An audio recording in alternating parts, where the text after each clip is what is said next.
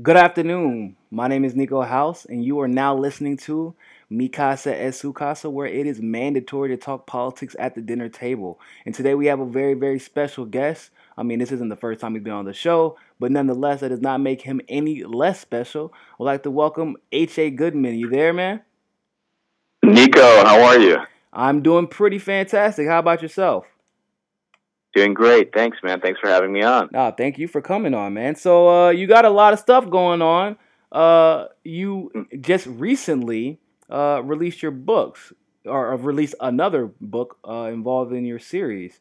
Now, I guess the first thing to start at is what made you decide to go ahead and write a book about this right now versus before? Well, I think that I've been planning on writing books. They're not, They're not what? Did we lose them? Okay, we're gonna try that again in a second. We did just lose them, but we essentially, if in case you have not found out, H.A. Goodman has started a new book series, and it's called. Well, one of them is I think But Her Emails, and the other one is But Her Deleted Emails. But no, But Her Top Secret Emails and But Her Deleted Emails, and essentially, hello, hello. yeah, you there? You back? Yeah, it was Awesome. Putin, the Russians. They, Right? I they, know. But go ahead. What made you decide to go ahead and start writing this or write this book, these books now versus before? well, I mean, first off, yeah, I kept on hearing, oh, it's but her emails, but her emails. Oh my God, such a snarky phrase that really kind of misses the whole point. Absolutely. Clinton had top secret intelligence and used an unencrypted server while flying to Beijing and meeting with Russian officials. That's just one of the things I talk about. See, a lot of people don't really know the reality of the Clinton email scandal because it's been completely hidden from public view. Yeah, and watered down, But watered down by the mainstream media yeah, to pretend as if exactly, watered it's down. not that So, but her bad. top secret, yeah, absolutely. So, but her top secret emails covers the reasons the FBI will eventually indict Clinton under the Espionage Act. I truly believe that, and I state the case. I have like 100. There's 108 reviews. Niko, like no joke, it's like 95 5-star reviews. Nice. So yeah, so that's on Amazon. It's doing well. It's done quite well. Then I followed it up with what her deleted emails, and that Hmm. explains the amusing way three of her attorneys deleted 33,000 emails, and everything from Haiti, the Clinton Foundation, the $10 billion raised in 2 years, and only 3% accounted for. Yeah. So, so I talk about that, and then the Alwan brothers and Debbie Wasserman Schultz, the indicted IT staffers, actually had access to House Intelligence Committee members. Yeah. So, And this is all covered in but her deleted emails.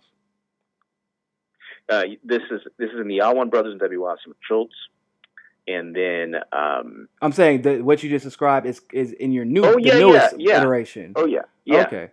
That's see, and I'm yeah. and I'm very I'm thankful as well as I'm sure that many people are thankful. And the reason why is because obviously people like you and like myself who are paying close attention to this stuff, we can kind of keep a general timeline and we know the basic facts surrounding the situation.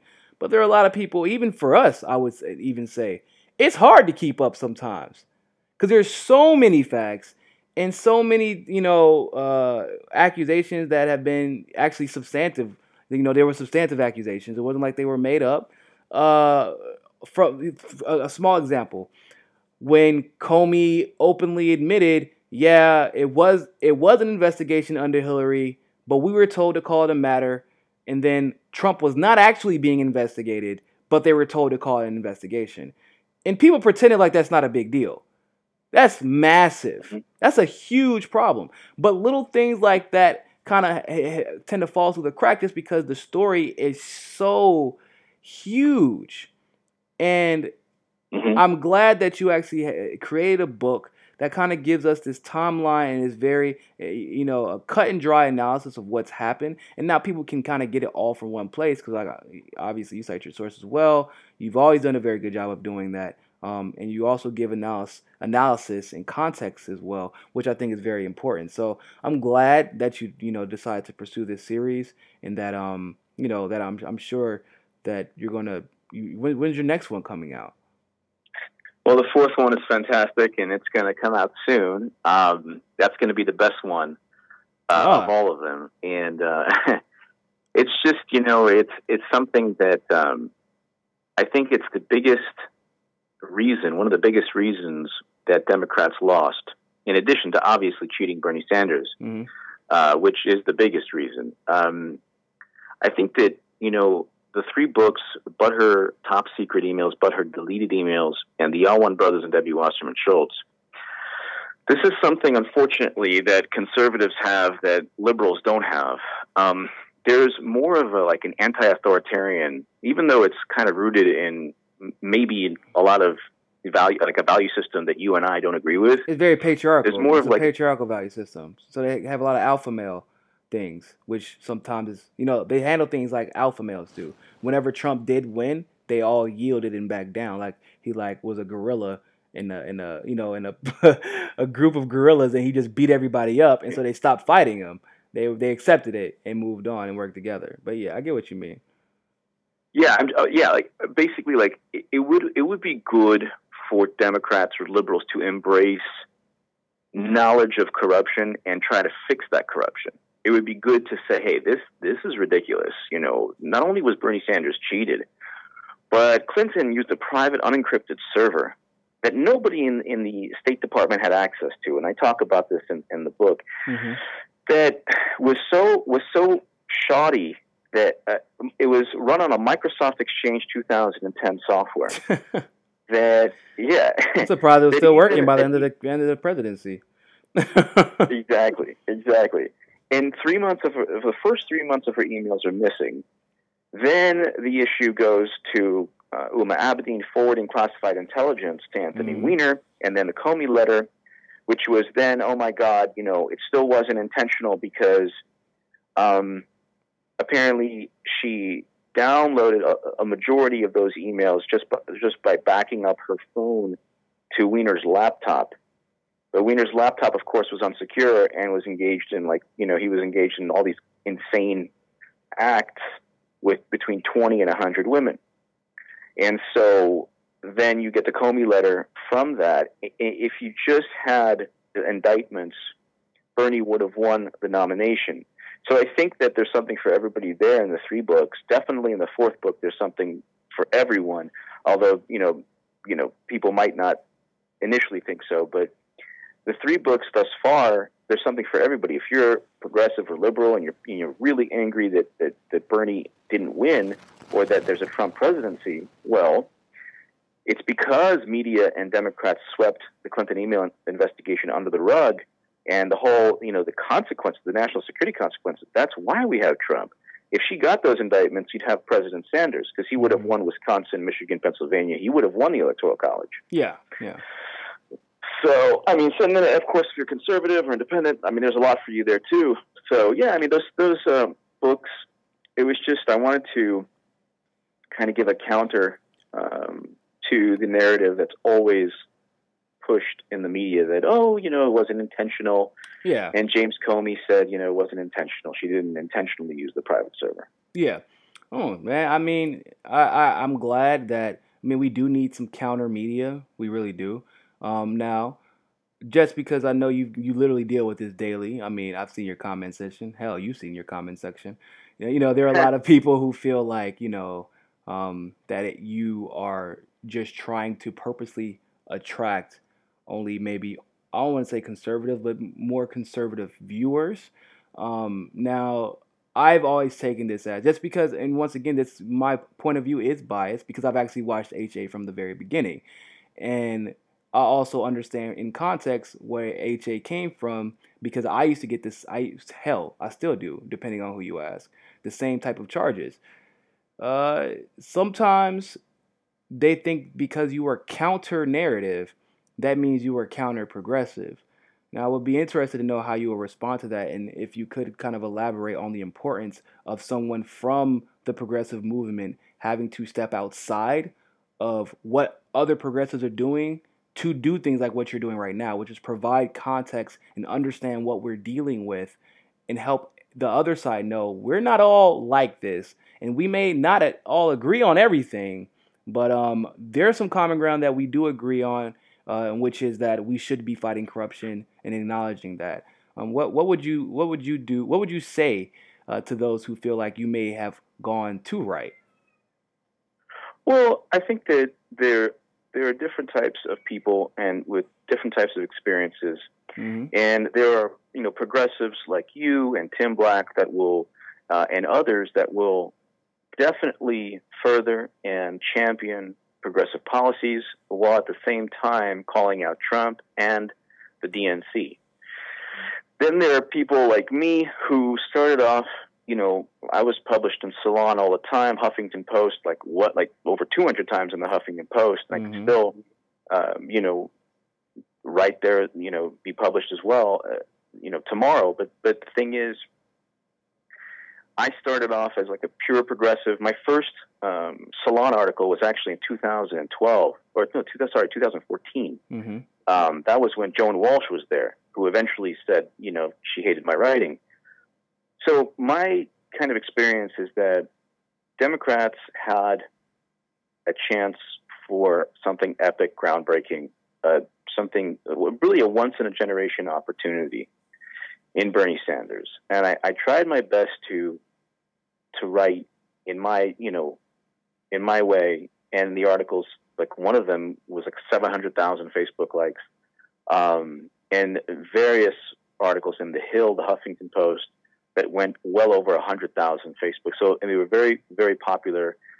I was one of the few people writing that explained, hey, Clinton is going to lose. In 2015, I wrote Clinton was going to lose.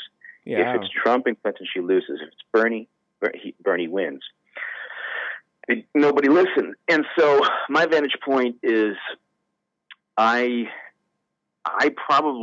don't really identify as a progressive anymore, even though I want single payer and I want policies like bringing home American soldiers.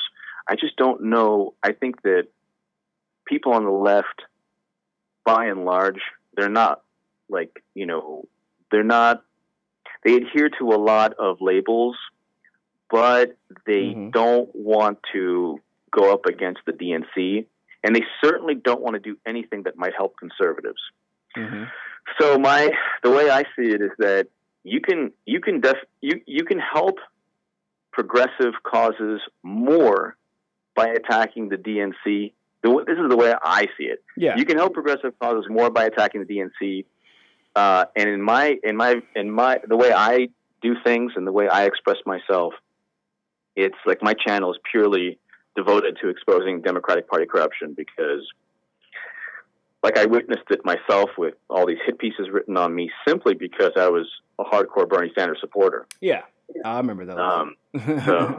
So I mean, so obviously with a YouTube channel that is purely exposing Democratic Party corruption, you're going to have a lot of conservatives watching, and I'm glad they do. I'm glad everybody watches. I mean, like there's Bernie Sanders, Jill Stein voters, independents. So they watch my channel. I mean, pretty much anyone who wants the Democratic Party's corruption exposed, whether it's Clinton email scandal or the Clinton Foundation in Haiti or the uranium deal, I'll talk about that. And I guess that's my way of kind of reacting to everything that's taken place in the past 2 years. I mean, I think that's legitimate.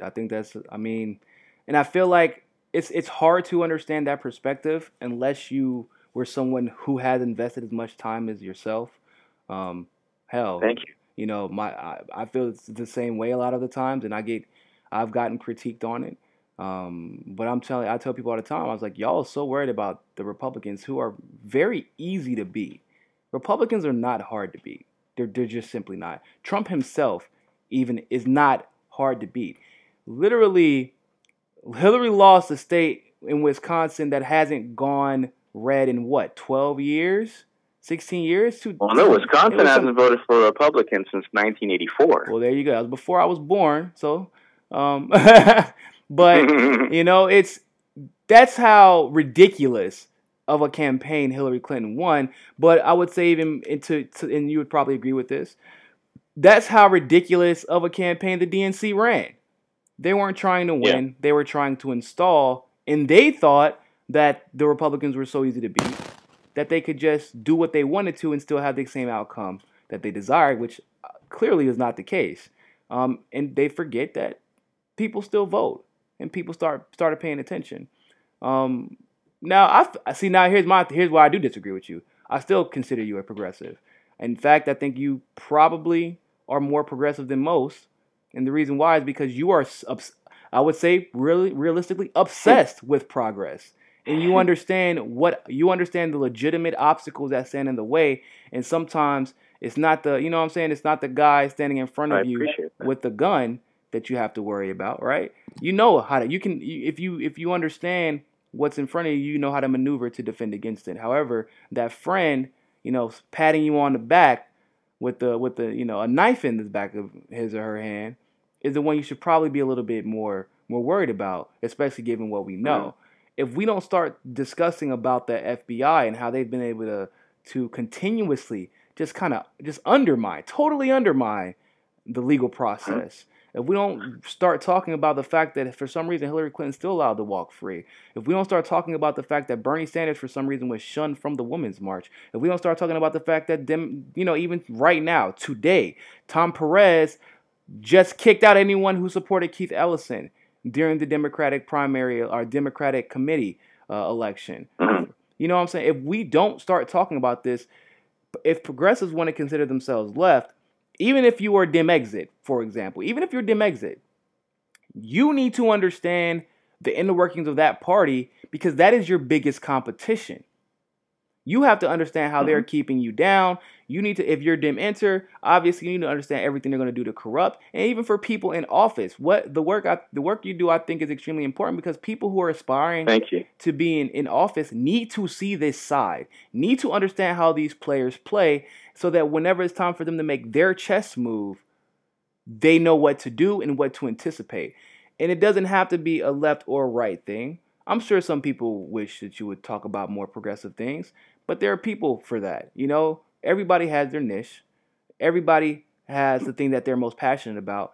And being an eyewitness, literally, especially because you were just like me. Before anybody even knew who I was telling my friends back at UNC, I said, I don't know if y'all are paying attention to how these polls are looking, but if Bernie loses, then Trump is going to be the president.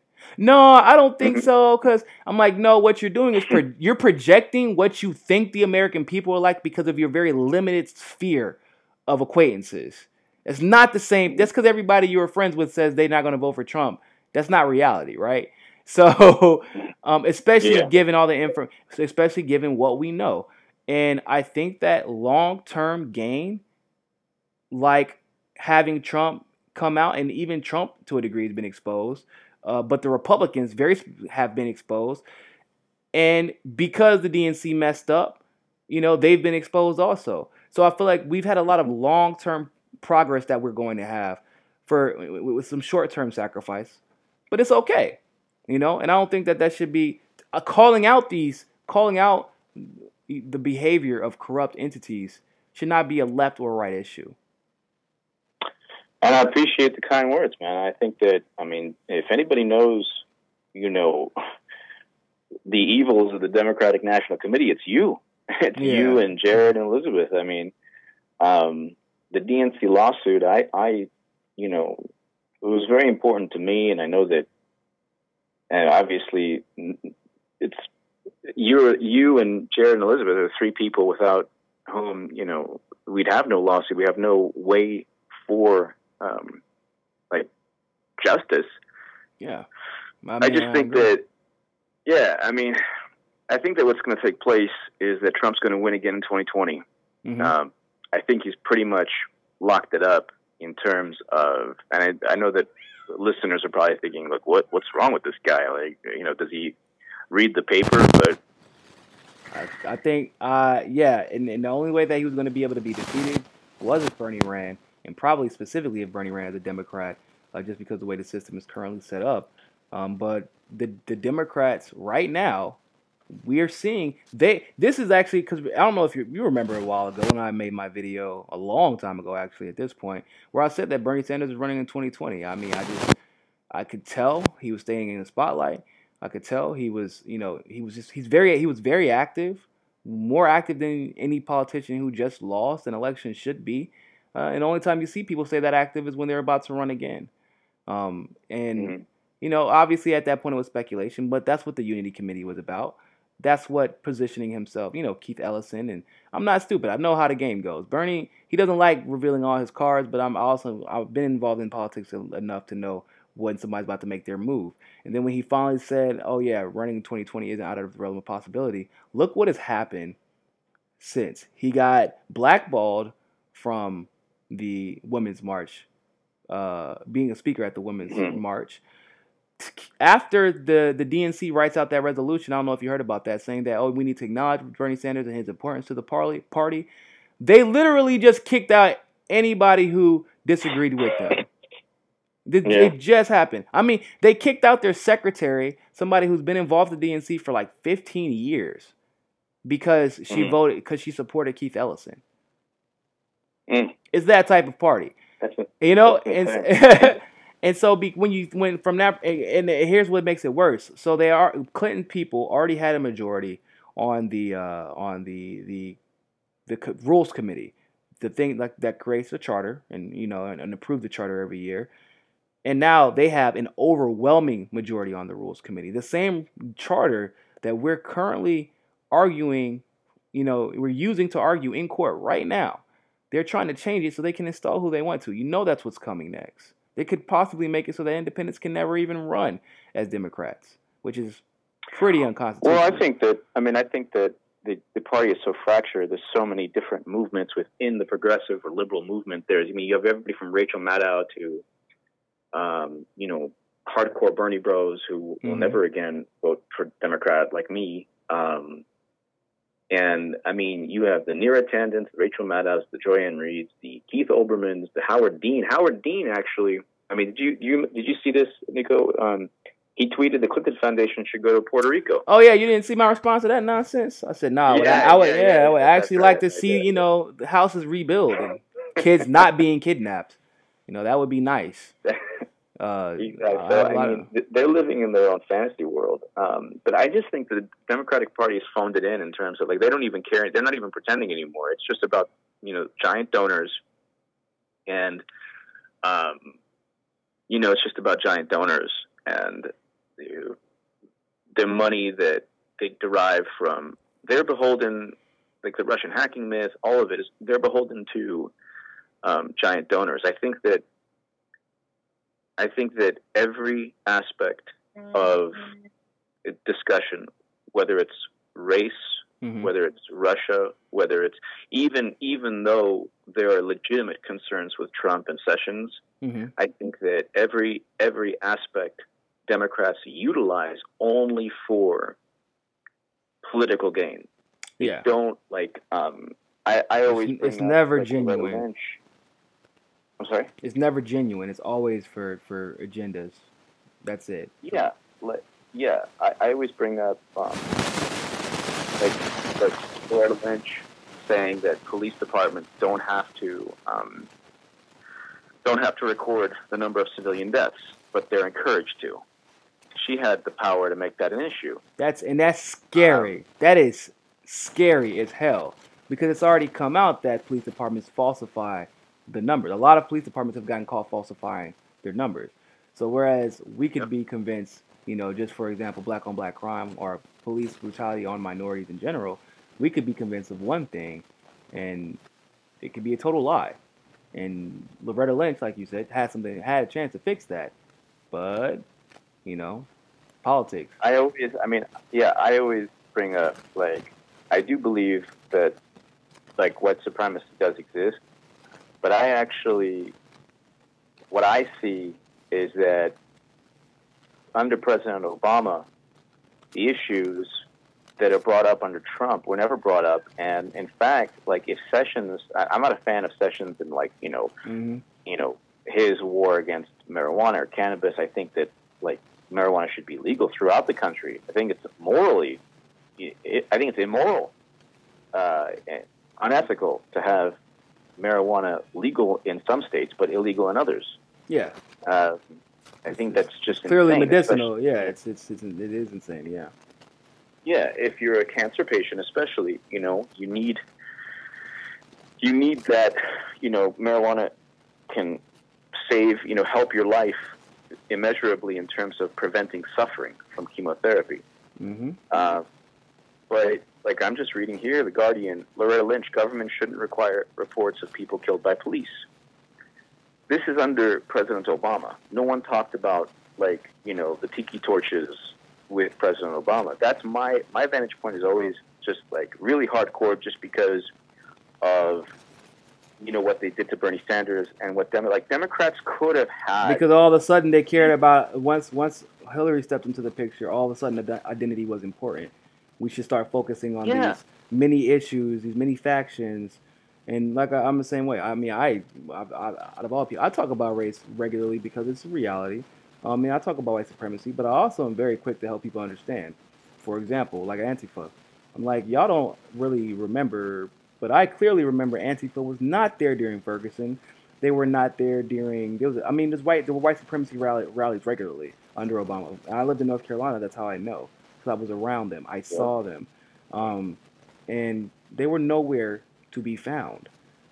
So in New York and in Baltimore, where were they at? So those are the questions. Like I said, so I'm with you right there. Those are the questions that you have to ask. And if some people, I guess they just are not ready to ask those questions because they think it delegitimizes. Because what happens is you start listening to too much Alex Jones, and he can go off the rails a little bit. Some of these conservative YouTubers and things like that, and people but if people believe Alex Jones, it's because they believe that shit, that shit and that type of shit anyway, right? Like, I think if you holistically just think that Alex Jones can do no wrong, or some of these people can do no wrong, you believe you like them because they agree with your ideology. Now, that makes people once again shy away from wanting to address the things that we talk about, like the DNC. Like, okay, yeah, white supremacy is real, but there's some kinks. There's some things we need to talk about with this particular situation because some stuff don't add up. Because they think it gives the other side ammo. And they feel like they're going to be, they don't want to feel like that's I've been hearing that, I've been hearing that since 2015. Yeah, let's not worry about this. Let's worry about this. Everything is a distraction. Yeah. Literally everything. Everything is a distraction now. And to the point where I'm like, a distraction from what? How can everything be a distraction? Like, everything can't be a distraction. Something got to be real. Well, yeah, it's funny because in 2015 I was on a Tom Hartman radio show, mm-hmm. and Tom Hartman is definitely very much a progressive or liberal, and I remember I was going on and on about Hillary Clinton, and just basically saying that I think Bernie's going to win, and how Bernie was much better, and how he could beat Trump and all that. And then Tom Hartman said, well, HA, we don't want to muddy the waters and hurt Clinton's. Because he kind of stopped me in mid-track, just said, let's stop talking about Clinton now. In kind of a diplomatic, / polite way. Yeah, whenever you talk about Clinton, it's always muddying the waters by telling the truth. God forbid we ever do something like that. Exactly. And the thing is, I think that it's good to, I never say, I think it's good to call out Trump when you need to. It's good to call out the DNC. It's whatever you as an individual or political commentator or voter or citizen, whatever you feel, if your vantage point is, hey, there's everyone's calling out Trump, I'm just going to call out the DNC or Democrats. That's who I am. I'm cool with that. But I don't I think everyone is needs to be really, really weary of like Rachel Maddow and Joy Reid and like Keith Olbermann. I think that Rachel Maddow, Chris Hayes, I think that they're electing Trump again, which he's already won the 2020 election. So you can there's no amount of voter participation that like the Democrats need a high voter turnout to win. Mm-hmm. But what's happening in the Democratic Party? Yeah, but they've lost 14 million people, and that's just by or 24 million people, and that's just by a recent count. Or that was by the initial count. We have no idea how many more they've lost since. They're losing daily. Exactly, and what inspires Democratic voters isn't like hatred of Russia, and it certainly isn't being called a Nazi. It is like aspiring for single payer, but really meaning it, or bringing home soldiers from wars, or like breaking up banks. Mm-hmm. This is like people forgot. I also am kind of sad that it's kind of sad, but I kind of accepted the reality. This is why. I mean, I love Bernie, and I'm not going to say anything negative publicly, but like inside, when I'm thinking about what took place and how, what took place with Bernie Sanders, mm-hmm. his message was profound. His message was breaking up banks, reinstating Glass-Steagall, banning fracking, ending quagmires. This is a polar opposite of Trump. This is the opposite of Trump, but it's also, unfortunately, the opposite of Democrats. Yeah. They don't care about that stuff either. So and the same identity politics, like that's not going to work. Like, I mean, even if like Rachel Maddow and Joy Reid and all, like they can say that Trump is racist from here to 2020. At the end of the day, you still have Hillary Clinton's racism, and you still have Democrats. Like what Trump did with Colin Kaepernick isn't right, but it's not like Democrats were saying, hey, let's adopt policies, let's push legislation to ensure that Colin Kaepernick's vision for America, where there's no police brutality or where, black citizens aren't killed, unarmed black citizens aren't killed by police. Colin Kaepernick also talked about U.S. foreign policy. Yeah. He talked about a whole lot of things. He really did, actually. Yeah, he was, kind of. I mean, the philosophy there was something that a lot of conservatives, if they really listened to Colin Kaepernick speak, they would be like, "Hey, I'm down with that. I don't want quagmires and never-ending wars where we send soldiers everywhere." Yeah, I mean, but to be totally honest, it's not really about the conflict. Fun fact, in case you didn't know, Marshawn Lynch has actually always sat down during the national anthem. Literally, always. Not in protest. He just doesn't. He's never really. He's not a very. I don't want to say he's not patriotic, but he's not a nationalist, and he's very much so to himself. I guess he's an individualist, and so he's all about bettering himself, doing good to people, enjoying the experience because he's very well traveled, But he's always sat down. Nobody cared. The only reason that people reacted the way that they reacted to Colin Kaepernick was because of the reason that he said he was protesting. And that's what's probably the most frustrating for a lot of us is that, man, just listen to what he's saying. And it's frustrating just because we're on the subject. To me personally, it's frustrating as a black man because I know what they're saying when they call him racist. It's a term that's been adopted. It's the new N-word, but they can't say N-word, so they say racist. It's because he never mentions they call him racist, but he never mentions any hatred towards black people. Towards white people. He never mentions any type of empowerment of black people or any. Oh yeah, I mean, he never racist at all. Yeah, but they continuously call him a racist. And then I saw in the media the other day, somebody said, I guess Oprah, is considering running, which is not surprising. Everybody at this point is considering running. And, the only response that I would see is, because it was a conservative page, it said, I don't want another racist in the White House. And I'm thinking in my head, like, hold on, did Oprah say something racist that I missed? And so I realized after a while, like, they're not actually calling these people racist, are they? This is legitimately a new way for people to say, the N word without actually using the N word, and that's really Well, what you the know what Colin it, Kaepernick yeah, situation is about.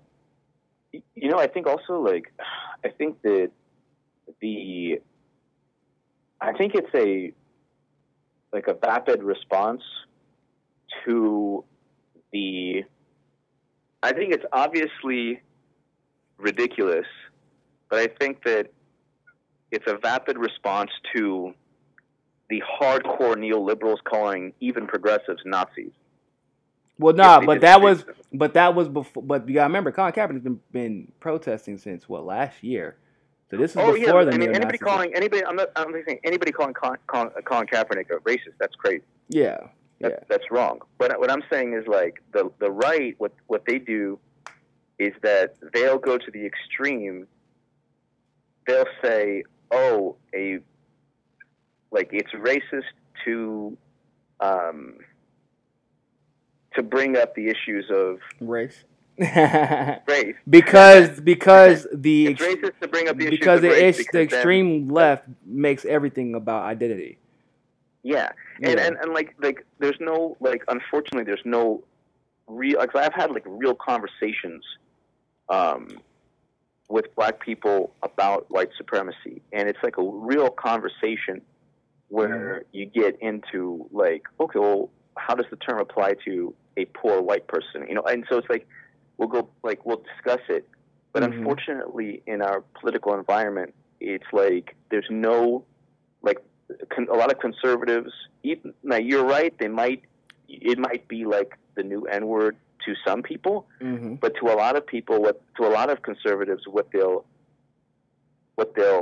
they'll say, oh, that this person's racist, is because they're looking at the far neoliberal, I don't even know if it's left, or maybe it's far left on Twitter, that calls all Trump supporters racist bigots, and then they'll say, oh, that's racist. It's reactionary. Not white, doesn't. Yeah, it's a reaction. So it's like a reaction to a reaction. There's two like opposite foils. There's two foils. And it's funny. Funny because on both sides of that fence, the reality of the situation is, if you ever had a conversation with any of those people that you see arguing on Twitter in person, they're probably super reasonable, and they probably or they would never. I mean, Twitter is like a horrible place. Like, it's not a good place for dialogue to be had. I know it sounds crazy because people are like, "What are you talking about?" I talk to people on Twitter. When you're talking about some people have 280 characters, which I need to call Twitter. They haven't updated my Twitter yet, but that's cool. Whatever, no biggie. But so in a place where 140 characters determines the understanding of a conversation, probably not the best place to talk about racism and white supremacy and concepts. Well, that's the thing. That's the thing. My issue with, like, there were certain writers from like a progressive group that, like, one guy tried to call me out, like, on the day of Charlottesville. He just out of the blue called me out, and this was for when I was defending Caitlyn. And I know that, like, you have, Tim has, I have defended Caitlyn, and when I was defending Caitlyn Johnston and her writing, this one guy said, "Oh, well, I guess you want to." What he say is like, "You're gonna meet up at Charlottesville, huh? With your friends?" I'm like, "What the?" So then I went. It's just like you just go literally like from totally out of like left, like, well, I guess left, right. Yeah, field, and then like it gets you. It's like Twitter's the best place just for insults, because you have all these people in different factions, different groups, different cliques, and then they go on to leech on to whatever the statement is, and it's like it's just corrosive. It's not. There's no dialogue there, and this person knew very well. It's figuring out who has the snappiest one-liners. Yeah, it's pretty much a bunch of one-liners, and I think that's unfortunately, like, American politics, especially now, like, this is what I don't like. The toughest issues, the biggest issues when sexual harassment or sexual assault. If Harvey Weinstein was a top Republican, there would not be an end to the discussion. We literally know that. We know this for a fact right now because of Trump. If he was a top Republican, we would still be talking about this 2 years from now. and I'm going to explain. I don't know if you knew about this, because I was watching. You know me, I'm like you. I'll be paying attention to the shills, if you will. Sarah Silverman. I waited because I was like, well, maybe she doesn't want to talk about it today. Let's wait for her to talk about it tomorrow. Waited. Nothing. Next day. Nothing. Next day. Nothing. The next day, something happened, but only because she responded to a tweet about the GOP. So they said that the GOP's Twitter said that the silence from the Democrats was astounding, and I agree with them in that regard, because they were absolutely silent as hell for days before they finally got their PR people, their crisis control people, to write them a good enough script to respond. And the only thing Sarah Silverman had to say was that, well, this isn't the first time it's happened. You know, just ask your pussy hat or your pussy grabber. Like, that was her response. She would not. She would not use Weinstein's name. She wouldn't talk about him. She has not talked about him since. Now, coincidentally enough, this is the same Sarah Silverman who all of a sudden has her own political satire show. So we know exactly, at this point, we know exactly what she was doing and why she decided to change lanes a little bit. But what my point is that it's not even just her. I mean, Hillary didn't talk about it for, like, oh, that's unacceptable. We know Hillary. Like, why do you have to come out? You literally took 2 days to come out and say, hey, raping 17-year-old women is unacceptable, America. And I just wanted you to know I felt that way. Like, what? Why aren't you tearing into him? Why aren't you grinding in it? Now, here's another example. Lisa Bloom. People don't know this either. So Lisa Bloom was the plaintiff in the Bill Cosby case. She represented the woman who said she was sexually assaulted. Made all these charges about Bill Cosby, constantly throwing his name under the bus. And mind you, the moment that Cosby's name was even accused, that was it for him. Trashed. Like, till this day, he still gets trashed, even though he's been found guilty, or hasn't been found guilty. He was found innocent thus far. And Weinstein was all caught on tape. And guess who obviously was Weinstein's lead advisor? Lisa Bloom. The same person who couldn't even get a legitimate case for Cosby through his name through the grinder, but for Weinstein, who, you know, he's one of the Hollywood elite. He plays ball, they play ball, they all play ball together. She said, "Oh, he's just an old dinosaur. It's fine." And this is another one of those identity politic women who you know, super pro, quote unquote pro feminist, all that good stuff. It's crazy, man. It's crazy. People, they always, like, because I always argue. I've argued endlessly with identity politics people. They don't want to bring up Clinton. Yeah. Like when they're like, don't bring up Clinton. They're like, oh my God, Clinton. It's like, yeah, Clinton is what? The Democratic nominee? We're talking about Russia now? And people say, like, well, she's not powerful anymore. It's like, everything that's going on in the Democratic Party runs through Bill and Hillary Clinton. Always. Especially now. It's literally been like that for like 40 years. It's not a joke. That's reality. Yeah, and the funny thing is, like, the sad thing is, there's a Wikipedia page on Bill Clinton's sexual assault conduct. Like, an entire Wikipedia page. I need to shake that person's hand. Yeah, if you type in Bill Clinton sexual assault Wikipedia, it's an entire page devoted to it. And then, like, you can have an entire page devoted to the racism. But, like, it's like you said, everybody wants to, like, circle the wagons. There are very few people that call left and right out. Because of everything I've experienced, I'm just focusing on the left, like, calling out the DNC, and I really appreciate, Niko, the kind words. But yeah, I mean, I think that, unfortunately, if you're listening to, you know, Niko House's show and H.A. Goodman on it, and just remember that Niko and I told you on this day, October 19th, 2017, that Trump is going to win in 2020. Yeah, he is. I mean, I've been saying that for a minute. Unless something absolutely insane happens, he's got it. You know, it would be nice. It would be nice for a Democratic Party one day to be like, you know what? We're going to actually push for legislation that represents what Colin Kaepernick is protesting. This way, it's like a complete foil to Trump's tweets.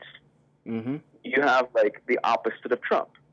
The only way, I've always said this, the only way to defeat Trump is to have the opposite of him, not a more diplomatic Trump. Because like all you hear now is like, did you see what Trump said? Did you see what Trump said? Yeah. Well, how different are Democrats? Well, at least they don't express themselves that way. It's like, dude, that's not... Yeah, that's not better. I don't understand why people think that's better. Like, what kind of person are you? Like, how do you... And you know what's funny about that? Now, people think that racism only runs rampant on the right, which is... I'm telling you all. I hang out with with really both sides. I hang out with the left. The left is the neoliberal left. Hell, even some progressives that people they're just as racist. They're just as bad, if not worse, because they're very good at deceiving the world into thinking that they're not. Like, you have to understand everything that had to fall into place for Obama to win that election over Hillary Clinton. He was not supposed to win. He just was a freaking thunderstorm that she did not predict. But I want you all to realize something. We could have had a black president before, but every time one would run, they would be undermined by the elite white people, the Dixiecrats of the Democratic Party. In North Carolina, the Democrats purposely kept all of the black candidates off of any information they were passing door to door, and even off of the website in some cases. Wow. The rhetoric that's passed is it's me first, you next. And it is extremely common in the left. Like with the right, I mean, there's a level of racism there too, but like it's more explicit, and when it comes, you can deal with it. And like you're like for you can deal with it. But with the left, it's scary because they can always go to but they said this. And you can talk about policies and people will say, "Oh yeah, but what did they say though?" And I'm like, "Yeah, but what did they actually do?" You know? I mean, obviously we can have that conversation all day, but that's my point is I don't like people thinking that racism is a left or a right conversation. Yeah, and it's because it's not. This is kind of like, what kind of correlating to what you just said right now. If you go to Wikipedia, you go Democratic Party presidential primaries 1988. Niko, how many? And I didn't know this either until I had to look it up. And how many? Okay, so it's Michael Dukakis, and then Al Gore and Jesse Jackson. Mm-hmm. Who do you think got more delegates, Al Gore or Jesse Jackson? Delegates? Probably Al Gore. No, Jesse Jackson got 1,023 delegates in 1988. Gore got only 374, and then Dukakis got 1,792. Jesse Jackson did like amazing, and that's with the rampant, racism within, like you said, the Democratic Party. I mean, he only had around 800 or around almost 800 delegates less than Dukakis, but this was 1988 we're talking about. Who did Dukakis run against? Did he end up winning the primary? Yeah, Dukakis lost to George Bush. H.W. Bush. Yeah. Dukakis wasn't that exciting though. But No. but the truth of the matter is, clearly they're like, wow. Think of it like this: you're going to lose the South. It's happening, and they haven't accepted that yet for some reason. Even this year, they didn't accept it. With the Democratic Party, though, the establishment pick does very well in the South. So that's the thing. Like Clinton did very well in the South. Yeah, but once again, well. but they don't understand. They don't understand reality of the Democrat. Like, yeah, Clinton did well in the South in the primaries because of the conservative, like the low key conservative. Because it's like that part of the Democratic Party that's super Christian, super conservative. Like they like the status quo because they're benefiting from it. Just like there's some conservatives who like the status quo because they're in their particular region because they're benefiting from it. And so they're like that. They're very center, I guess is what you would say. Center of left and center of right. And yeah, it's easy to win those. except for forgetting that there's not that many of those in Georgia. There's not that many of those in Alabama. There's not that many. There's a lot more of those in Texas, but not enough for Hillary to win. So no matter how well you did in the primary, your state isn't even, or your party isn't even the primarily registered party in that state. So how are you going to win? Because they don't think about forward. They always think about, oh, well, she did well there. Yeah, because there were two options, Hillary Clinton and Bernie Sanders. And she didn't even do as well as they try to pretend. That's not, you know what I'm saying? Like, how are you going to say she did well in a state where there were two options? One of them was going to do well. The other one was going to do either moderately well or suck. But that's not going to help you determine the outcome of Georgia. Because I can help you determine the outcome of Georgia. You're going to lose. You're a Democrat. You're not going to win. You know what I'm saying? And so, that's a conversation for a different day. But I agree with you, man. It's the danger of, once again, assuming that the left and the right are very similar in so many ways. And then there's people like myself, like you, like Tim, that are just trying to kind of give scope and context and give people platforms, to discuss this type of stuff and be able to discuss it openly. And Hard Bastard too. We don't always agree. We don't always have the same viewpoint, but we can ultimately. I like honest people. Like you said, it's okay. It's okay to have like, for me, it's okay to have a different viewpoint. Like, my honesty, like the way I'm at, where I'm at, like with me, is that, like, I don't like Trump's policies, but they don't, like, I'm not outraged by them just because I didn't vote for them. I'm not going to pretend. Exactly. I'm not going to pretend this is on me. Like, I'm outraged about some of the stuff the GOP does in general, just because, I think it could affect certain people, but I'm not the one who voted for him. I didn't allow it to happen. Yeah, and I'm cool with, like, people like Joy Reid is not honest. Rachel Maddow is not honest. All those a lot of the identity politics people are not honest. Like, if you really care about identity politics or democratic politics or certain issues, then you gotta always talk about the racism and the sexism or misogyny that's on the left. Mm-hmm. But nobody talk. But that's the problem. I mean, people don't. They sweep it under the rug. Clinton's email scandal, swept under the rug. Mm-hmm. Bernie being cheated. I mean, Niko, how often do you hear Democrats talk about Bernie being cheated? All I hear generally is that Bill Maher said that he was given every chance to run. What did he say? What did Bill Maher say? Like, it was, who was that? It was Russell, what's his name? The comedian. Russell Brand? Yeah, but Russell Brand said, hey, you know what? Basically, Russell Brand was kind of saying, hey, Bernie was cheated. And Bill Maher said, well, Bernie was given every opportunity to win. He ran, and it didn't work out.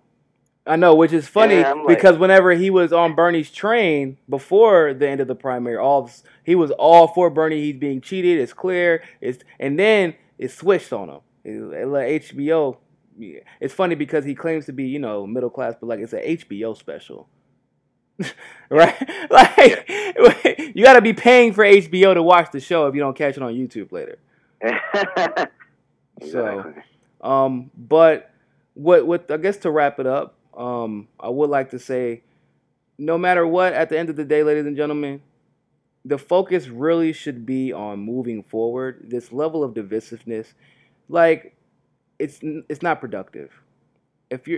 Even with Tim and HA, they don't have a show together. Even with falling out with some people, Tim and HA didn't even have a falling out, by the way, but it's not divisiveness. They are progressing forward. I'm 100% cool. And, exactly. And 100% cool. We're still great friends. So exactly. So it's all about progress. Niko, thank you, man. Thank you, man, for having me on. Thank you, man. Thank you so much for coming on, man. Thank you all so much for watching. And just always remember, ladies and gentlemen, find your balance. Peace.